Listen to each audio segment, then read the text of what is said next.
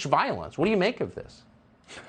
Well, I was just describing the facts. You had a group of people who were going to try to join with Democrats to impeach President Trump, and that is precisely what has played out. You mentioned he's in line to be Speaker. I mean, I don't know that Kevin McCarthy's in line to be Speaker. I don't know if the guy could get an account on Truth Social at this point based on the inconsistency between the recordings and what he says to us. And it is debasing for Republicans to give this guy a standing ovation after he smears Trump, lies to the country, and then tries to sick big tech and the DOJ on members of Congress whose views he doesn't agree with and whose factual representations are ultimately borne out. And the crazy thing about this, Tucker, is that it was all done for the sake of protecting Liz Cheney. I mean, at the time, I was protecting President Trump from impeachment, and Kevin McCarthy was protecting Liz Cheney from criticism. And now she is owning them with their own words. And maybe Liz Cheney has done us a favor because now finally you don't have to be a